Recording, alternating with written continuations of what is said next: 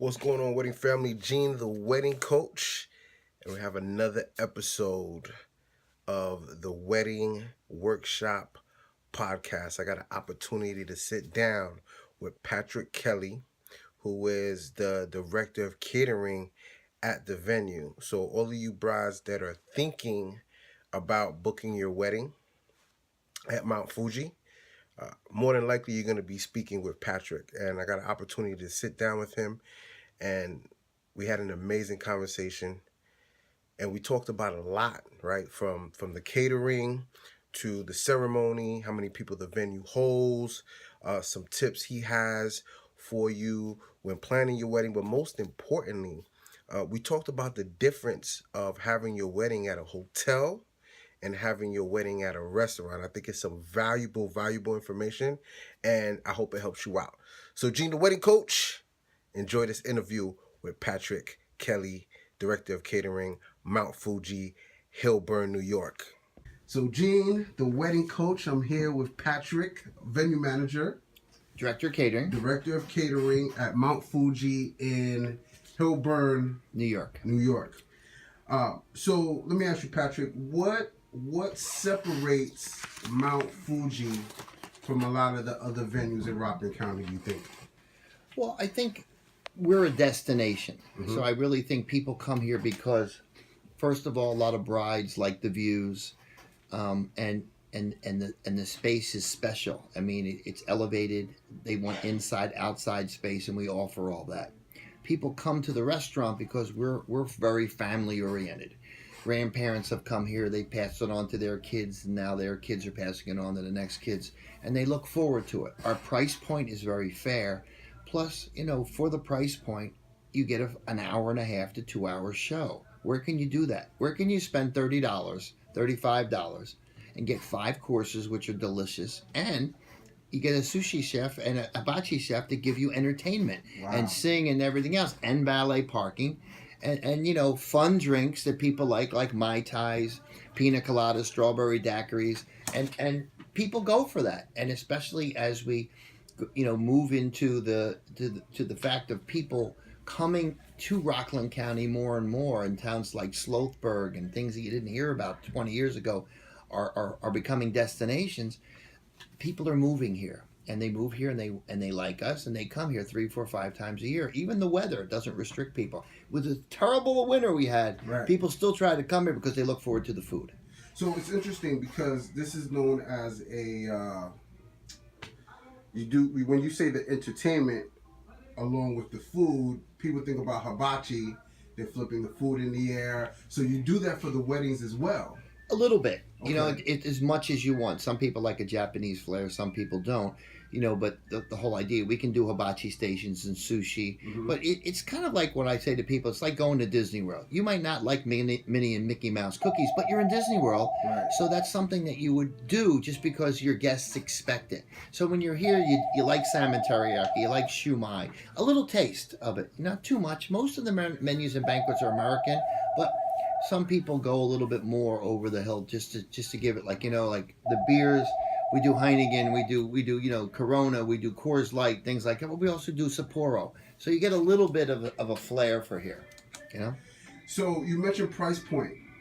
What should a bride budget in her wedding for this venue? Well, it depends whether it's a Friday, Saturday, or Sunday. It also depends. That's a great point. It also depends if they're going to do 5 hours or 6 hours. Is the ceremony going to be here? Do they want a deluxe bar? Do they want a regular bar? Do they want beer and wine? Do they want extra desserts as well as the wedding cake? So it affects the price. And I would think $75 as high as $150 covers the range of what you can do per person, which would include most of the things I talked about, including valet parking, linen, things like that. Service charge and tax are extra, and flowers, music, and photographer. So once a bride books this venue, what are the amenities? What does it come with? Well, most of the time it comes with valet parking. Mm-hmm. We do all your linens, so you get a color scheme. You'll get hors d'oeuvres, you'll get stations of food, which again affect the price. Some people just want past hors d'oeuvres, some people want past hors d'oeuvres plus stations. It'll get an open bar. There's beer and wine bars. There's bars with tropical drinks. There's bars with premium brands like Grey Goose, Johnny Walker Black, Hennessy, Jameson's, things like that. And some people just prefer a call brand, so you get just named vodkas and things. You know, the dinner could be a sit-down dinner. Some people decide to do a buffet. Wedding cakes included. Is there a difference between a buffet and a sit-down dinner? A little bit. Buffets are more expensive because you don't know the food. So, for example, if 10 people were coming over your house and you knew it was going to be steaks and everybody was having steak and everybody was having shrimp cocktail, you know exactly what to buy for 10 people. Whereas if you put a buffet, you'd have to get food for 15, 20 people. Right, you'd have right. leftovers. But, you know, in the banquet business, you don't really use leftovers. They're just served to the staff as a house meal. So, but then, you know, so again, there's champagne toast, there's ice carvings, you can just keep going and going and going price-wise. And ceremonies are done here. And you know, Is there additional charge to do the ceremony here? There is an additional charge, but you get an additional hour. Okay. So there's a $600 fee, but we include the hour and we also include the chair rental in that fee. That's great. So how many people can comfortably fit in this venue? 300 plus dancing. Wow. Yeah, it's big space. That's amazing. So you mentioned a separate fee for the ceremony. So some people decide to do like a cocktail style wedding. Some people decide to do a brunch wedding. You Right. can do that for $40. You can do that for $50. Right, okay. You know, and just keep working up. So, for example, So you're very flexible when it comes to. Well, you pay a little bit for space. Like obviously, if you say I'm going to do Saturday night in September, right, you're in the Right. you're in the high end district because you only have 4 Saturday nights and they're in demand. But if you came in and said I want to do the exact same affair on a Wednesday night, you can get the same exact affair for 20 to 30% less, because nobody's looking for Wednesday nights in September as much as they are on Saturday nights. But only some people will do that. Most people decide they want to do a weekend. They want their family to travel on a weekend because they don't want to inconvenience people and say, I want you to take off a Wednesday and Thursday. So do you have bridal suites and groom suites in here as well? We have 2 suites. We have a groom suite and a bridal suite. Mm-hmm. We have an outside deck for ceremony. We have inside space, outside space. But most of it all have views. So what advice would you give couples that are looking to book a venue? I would always tell them to pick out 3 or 4 facilities and go visit them. I think it's good to see, you know, and sometimes when you go, people fall out of grace. Like you'll go to a facility and you won't like the person you deal with. You don't feel he'll Right. give you the affair, or you'll go there and you just, it's not for you. Or, you know, you'll call up. I always think if you call up 10 places, you would be very surprised that 5 or 6 don't even respond to you. Wow. And you're going to say, wow, well, I hope they don't do that because they won't respond to me on my day of my wedding. The difference between restaurants and other facilities are restaurants look at you as a priority. So when you go to a hotel, it's rooms, and the wedding. Right. That's their main focus because that's their bread and butter. And is booking the rooms. that's very profitable. So if you spend $110 for a room, it could be $85 profit. Whereas you spend $110 for a wedding, it might be $15 profit. Wow. But so the here you're our priority. So, you know, and it's not fair to say, but in the way you describe things, a lot of times the hotelers don't work weekends. So you book a wedding, you tell everybody all your secrets, and then the day of you have somebody else show up. Whereas with me, you're going to get me. And if you're not going to get me, I'm going to tell you when I book the party, you're going to get my assistant, and you know, and that type of thing. So there's always somebody on hand here. Yeah. To make sure. Restaurants are a little more personable, and restaurants are a little more involved. You know, hotels are a little more nondescript. You know, they always send somebody and things like that. So you're dealing with somebody, and then when somebody else comes that day, you're a little preoccupied to say, is that person going to know all the details I talked to this person about for a year? But that's why, you know, we're busy. So you mentioned that somebody's going to be here on deck. Typically it's you. If it's not you, being an assistant. And you have captains and things, and all of your notes are typed up and sent out so the chef and everybody knows. Like if you have 4 vegetarians coming, you know, they're already scripted out. All the little details are there, and you know, you don't want to do any, you know, rituals, and you don't want to do cutting of the cake. You don't want to. It's all scripted out, and then we just have a meeting before the party, and then we run it. You know. So, from you doing several weddings, you know, what do you think is the biggest misconceptions that couples have when planning a wedding? Other than the money, of course. Well, I think there's a lot of things. You know, I teach food and culture in America, and there's a lot of things that have changed. Like, for example, like when my mother got married, she didn't see my father for 30 days. Whereas today, the kids live with each other. Right. So you wake up, you're with your fiance, you slept the night before, and all of a sudden she's going to go into a bridal room and not see you during the cocktail reception. So a lot of the old time traditions, kids are fighting because they've gone to weddings before, and they basically say, I don't like this, I do like this, and I want to change it. Like, you know, wedding cakes for a while were nondescript. They didn't like it. You know, people don't like bands. Bands are starting to come back down. They all went with DJs because why? You get 35% more music. Right. And so the whole idea is, you know, it's hard to have somebody sing Frank Sinatra and then be Diana Ross and everything else. You know, when it's one guy singing. Right. With a DJ, you're actually playing the song. So the misconceptions are kids today are doing what they want. It used to be parents booked the party, kids showed up. Right. Now kids and the kids' money, and they want the bang for their buck. And they get a say-so in what they want. Well, it's their money. And so they're getting, you know, and you see, and you hear things like there's something called first look now, which are kids basically saying, okay, I'm respecting my parents, they're paying for it, but I still want to have a couple looks because I don't want to miss the whole cocktail reception while I'm taking pictures. Yeah. You know? So I think the misconceptions are, you go to a lot of weddings, but you know, it's like anything. When you're doing it for yourself, you become a little dumbfounded. And so you're very organized. You can do a lot of things for other people. When it comes to your wedding, I think it's just a little overwhelming. And in this day and age, the people actually put the pressure on you. Whereas, like, say, for example, I was on a special diet. I would never think of calling you 25 years ago and telling you. Where now they're calling you. Right. They're saying I want a vegetarian meal. I want a vegetarian meal. I was or... saying that type of stuff. And you know, there's more pressure on the people that are saying, like, wow, why are you doing this to me? And they're doing it because this is the new generation. It's the me generation. The me generation. Me wow. generation.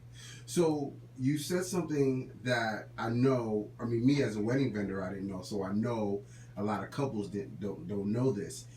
You said that hotels, they make their money booking rooms, and they really don't make money booking the weddings. It's not their bread and butter. See, you can't be a hotel unless you do parties. So, you know, when you do the ratings of a hotel, the highest is 5-star. To get a 5-star, you have to have a pool. You have to have a health spa. You have to have room service. You have to have a bar or lounge, and you have to serve, you know, parties and have a restaurant. So it's not based on service, it's based on amenities that you have? So if you have a hotel, let's say your family leaves you a little hotel and you want to put a restaurant in, you know, you're talking almost $1 million. Wow. You know, a chef needs 2 assistants. That's a quick $150,000 to build it with the Ansel system and everything, and there's another $300,000 in insurance and everything else. So you're sitting there with this hotel saying, I just want to do rooms. But sometimes rooms don't drive people in because, you know, you want to have a bar. You want, you know, people get... There's different types of guests. There's guests that just want the cheapest rooms, but there's guests that, you know, I'm getting married. I want to have a bar. I want to have amenity. A lot of people like to do after parties now. Right, a lot of people do different things, you know, and so they go out of the way. The one thing that's changed a lot in Rockland County, for me being a New Yorker and dealing, is people are crafty. And they want the bang for their buck, you know. Instead of getting a florist for $100 a person, they'll go on Amazon and they'll buy jars and they'll do it themselves and they'll save money and they're artsy and you know they'll do things themselves because they feel that the florist they're dealing with is not giving them a value, and when kids don't see a value, they go. And that's the key. It's value. Yeah, value. So a couple's interested in booking the venue. How'd they go about doing that? They contact you? Well, somebody just called me. And, you know, basically I try to send them information first so they can look it over. A lot of people like to come in and look, but this way they can look it over and they can see, first of all, if we're for them. And then if we are, then they make an appointment and says it on the email. So you have menus, you have pictures, and you have some pricing so people have a range. And then they come in and people have a budget. So sometimes they'll email me back and say, I'm sorry, it's not my budget, but can you do something for this price? And then I can tell them, yeah, if you go to a different date. And so on Wednesday. Well, not a Wednesday, but sometimes a Friday, or a Sunday. You know, and then sometimes people can do January, February, March. Right. And you know, and then after that they make an appointment.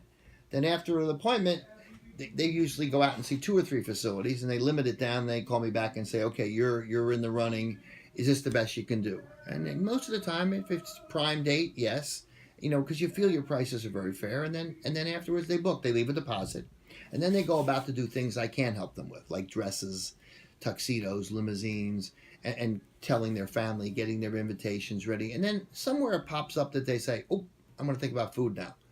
And then we usually try to get everything finalized a month before the affair. So they got to come in and do a tasting? We do tastings on Sunday brunches, and then they come in and they finalize the menu. But at that point, they've narrowed it down to they know what they want, and I guide them, obviously. So what are the popular wedding months, would you say, for this venue? Because of the foliage and all the trees changing, September, October, November are very popular.